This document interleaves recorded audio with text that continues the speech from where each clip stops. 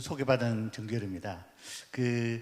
제가 오늘 말씀드릴 내용은 해양 바이오 리파이너리에 대해서 말씀드리겠습니다. 바이오 리파이너리는 오일 리파이너리, 석유화학 산업의 정유 산업을 뜻하는 오일 리파이너리에 대비되는 개념으로 바이오매스를 자원으로 해서 석유화학 산업을 수행하고자 하는 연구에 대해서 말씀드리겠습니다. 석유가 탄소 중립 온실가스 배출이라는 중요한 자원 중에 하나입니다. 온실가스 배출원은 주로 석탄, 그다음 가스 그리고 오일 등이 되어 있는데요. 가스와 석탄 주로 전력 생산에 활용이 되고요. 오일은 주로 수송연 연료 그리고 석유화학 산업 내 각종 원료가 되고 있습니다. 이러한 것들을 줄이기 위해서는 석유화학 산업을 먼저 살펴봐야 될 것 같은데요. 석유라고 하는 자원의 한 80% 정도는 연료로 사용이 되고 한 20% 정도는 각종 플라스틱 제품이나 다양한 석유화학 제품의 원료로 활용이 됩니다. 이러한 것들을 줄여주기 위해서는 석유를 대체할 수 있는 연료의 공급원이 필요하게 될 것입니다. 화학 구조식을 보게 되면 이 석유는 탄화수소로 되어 있습니다. 그래서 탄소와 수소가 원소로 되어 있는데요. 바이오매스라고 하는 것, 식물체는 주로 탄소와 수소를 포함하고 있는 다양한 종류의 화학물질로 구성되어 있기 때문에 이것을 적절히 전환을 해서 우리가 퓨얼이나 혹은 석유화학 제품을 대체할 수 있다면 석유를 쓰지 않고 재생 가능한 자원인 바이오매스를 가지고 저희들이 석유화학 산업을 유지해 나갈 수 있다. 이것이 기본적인 저희들의 목표가 되겠습니다. 현재 이 바이오 산업에서 가장 많이 쓰고 있는 자원 중에 하나는 옥수수입니다. 옥수수가 1년에 전 세계 생산량이 한 12억 톤 정도 됩니다. 12억 톤 정도 되는 옥수수는 주로 식품 산업의 원료 혹은 바이오 연료의 원료로 사용이 되고 있습니다. 보시다시피 오른쪽에 보여지고 있는 다양한 산업군들이 옥수수를 활용해서 제품화하고 있는 다양한 종류의 산업군입니다. 그 중에서 일부가 연료로 활용되고 있고요. 전 세계에서 한 12억 톤 정도 되는 옥수수 생산량 중에서 한 1억 톤 정도가 연료로 사용된다고 보시면 될 것 같습니다. 1억 톤 정도 되는 연료는 전 세계의 석유 생산량이 한 45억 톤 정도 되거든요. 그러니까 거기에 비하면 굉장히 적은 양에 불과합니다. 그러면 석유화학 산업을 대체하기 위한 바이오매스 자원으로는 옥수수의 공급량은 부족하다는 것이 현실입니다. 이것을 대체하기 위해서 주로 생각하게 된 게 농업부산물입니다. 볏짚이나 밀짚과 같은 농업부산물을 활용하게 된다면 충분히 공급량이 가능할 것이라고 여겨져서 최근 20여 년간 전세에서 많은 연구가 수행됐지만 복잡한 공정 과정이기 때문에 경제성 확보하기가 굉장히 어려운 것이 현실이었습니다. 이거를 해결하기 위해서 생각하게 된 것이 해양입니다. 해양에서 가장 많이 단위 면적당 생산성이 높은 자원이 갈조류입니다. 갈조류 양식을 위해서는 잘 아시다시피 육지 면적이 전혀 필요하지 않고요. 그 다음에 농업 용수라고 하는 것이 필요하지 않기 때문에 수자원 공급의 문제가 해결됩니다. 또한 양식 산업에서는 기본적으로 비료가 필요하지 않습니다. 해양에 있는 다양한 종류의 뉴트리언트를 가지고 비료를 활용하기 때문에 비료 생산을 위한 환경적 부담을 줄일 수가 있고 경제적 부담을 줄일 수가 있다는 장점이 있습니다. 실제로 전 세계 해조류 양식 산업을 보게 되면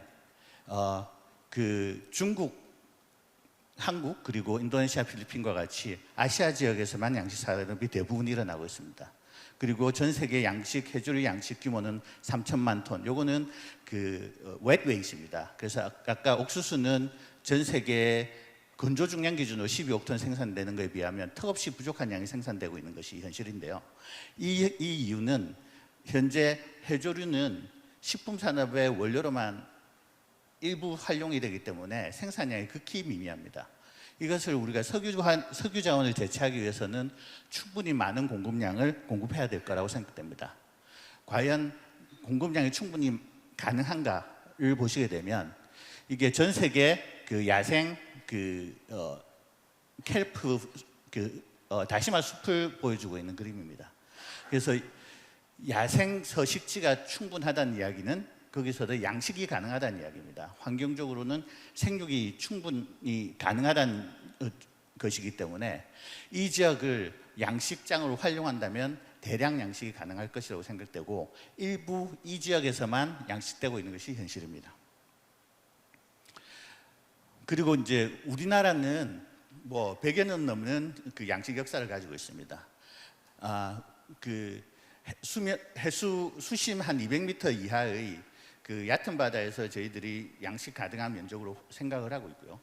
그 정도 면적을 남한 해양 면적을 탈탈 털어서 쓴다면은 약 22만 평방킬로미터라고 생각됩니다.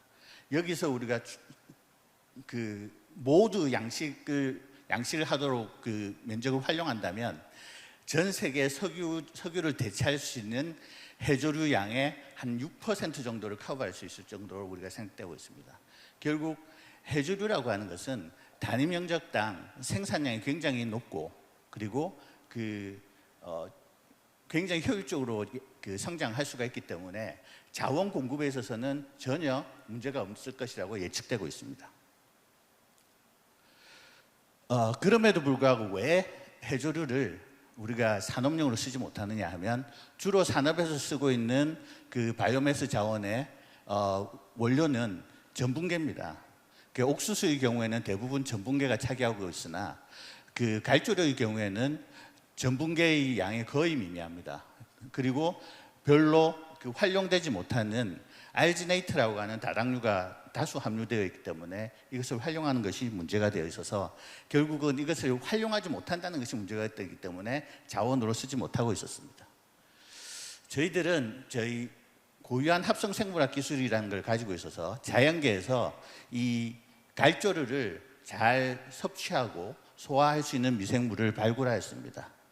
그 새로운 미생물을 발굴하게 될 경우에는 기존의 산업용 미생물에 비해서 그 생물 정보가 굉장히 부족하기 때문에 활용 가능성이 굉장히 떨어집니다.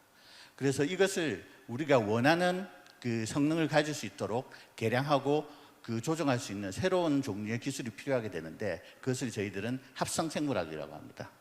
합성생물학이라고 하는 것은 생명체를 마치 우리가 기계처럼 디자인할 수 있다는 기술을 의미하고 있습니다.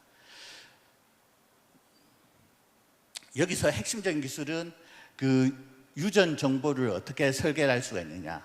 그 생명체의 설계도면은 유전 정보에 수부했습니다. 유전 정보를 잘 설계할 수 있는 기술이 필요하게 되고 이것을 확보할 수 있는 것이 필요합니다. 그 중에서도 가장 그 유전 정보라고 하는 것은 거기서 그 번역이 돼서 만들어지는 단백질의 그 성능을 결정지어 줍니다. 그것에 대한 복잡한 과정을 충분히 예측 가능하게 만들어주는 것이 필요한데 보시다시피 그 원료를 가지고 제품을 생산하는 생체 내의 반응들은 수천 가지 종류의 가장 복잡한 과정으로 되어 있습니다. 이것을 우리가 예측 가능하도록 설계하는 것이 굉장히 어렵습니다. 저희들은 유전 정보로부터 우리가 그 원하는 그 효소의 양 그리고 효소의 그 질을 충분히 예측 가능하도록 하는 그 도구를 AI 기술을 기반으로 설계를 하였습니다. 그러니까 이것을 가지고 우리가 마음껏 디자인하게 만들 수가 있었고 이를 통해서 자연계에서 어떤 종류의 생명체보다 알긴산 그리고 갈조를 이용해서 굉장히 높은 효율로 제품을 생산할 수 있도록 재설계가 가능하도록 도구를 만들었습니다. 우리가 균주를 만들었고 우리나라는 해조류 양식을 충분히 많이 하고 있기 때문에 이 해조류 양식 자원을 가지고 새로운 산업을 창출해야겠다는 연구를 시작하였고 다행히 2022년도에 저희들이 그 수주를 받아서 이걸 가지고 석유화학 산업을 대체할 수 있는 친환경 그 플라스틱 소재를 만드는 연구를 수행할 수가 있었습니다. 자, 그러면 저희들은 전환 기술은 해조류를 활용할 수 있는 기술은 시작했습니다. 앞서 저희가 설명드렸다시피 그 다음에는 원료 공급망입니다. 석유화학 산업을 대체하기 위해서는 연간 수십억 톤에 달하는 석유를 대체할 수 있는 바이오매스를 공급해 줄 수가 있어야 되고, 그렇기 위해서는 대량 양식 기술이 필요하게 됩니다. 옥수수가 자원화될 수 있었던 이유 중에 하나는 대량 농업이 선행되었기 때문입니다. 대량 양식을 위한 다양한 기술들이 필요하게 될 것인데요. 마침 미국에서는 해조류를 자원화하기 위해서 미국 DOE에서 그 마리너 프로그램이라는 걸 시작하게 되었고, 그 자동화 대량 양식 기술을 위한 요소 기술을 개발하고 있었습니다. 그래서 올해 드디어 저희들은 그 우리나라 킴스트와 그리고 미국의 에너지부 산하 알파이라고 하는 프로그램에서 내년도부터 우리나라 연안에서 미국이 개발한 자동화 기술을 공동 개발해서 대량 실증 양식 기술을 개발하고자 하였고요. 미국 에너지부와 우리나라 해수부가 협업하는 목표는 대량 양식을 통해서 생산되는 갈조류가 다양한 종류의 산업에 이 확장 가능성이 있는 자원으로서 활용되게 하기 위함입니다. 목표는 저희들이 한 건조 중량 톤당 한 80불 정도로 생산 원가를 맞추려고 합니다. 이 정도로 맞추게 된다면 현재 배럴당 50불에서 100불 정도 사이의 유가 정도 수준으로 이 자원 공급이 가능하지 않을까, 이렇게 생각되고 있습니다. 자, 대량 양식을 위해서 굉장히 중요한 것은 적절한 품종, 그리고 그것을 위한 효율적인 자동 양식 기술, 그리고 물류망, 그리고 그것을 활용한 다양한 종류의 부가가치를 올릴 수 있는 그러한 전환 기술이 필요할 것이라고 생각됩니다. 이 모든 것들이 앞으로 일어날 새로운 해양 생명공학의 핵심이 될 거라고 생각됩니다. 우리나라의 경우에는 오랫동안 양식 기술이 굉장히 축적되어 있었고, 그렇기 때문에 미국 DOE가 우리나라에서 대량 양식 기술을 협업을 하기로 한 것이고요. 그리고 우리나라는 생물 산업에 있어서 굉장히 높은 기술 수준을 가지고 있습니다. 현재 CJ와 같은 기업과 그 다음에 GS 칼텍스와 같은 기업들은 바이오매스를 원료로 해서 석유화학 제품 혹은 플라스틱 제품을 생산할 수 있는 양산 수준의 공정 기술을 가지고 있고요. 그러니까 이러한 기술을 바탕으로 충분히 자원 공급망, 그리고 그것을 가지고 부가가치를 창출할 수 있는 새로운 산업의 창출을 한국과 미국 간에 협업을 진행할 예정에 있습니다. 궁극적으로 저희들이 이러한 대량 양식과 전환 기술이 성공한다고 생각하면 그 다음 단계에 일어날 일은 이것과 같습니다. 해양을 기반으로 한 새로운 종류의 바이오 화학 단지가 건설될 것으로 기대하고 있습니다. 그래서 양식 산업, 양식은 자원을 공급하는 것이고요. 그 다음에 그것을 통해서 우리가 전환 공정을 만들어주고요.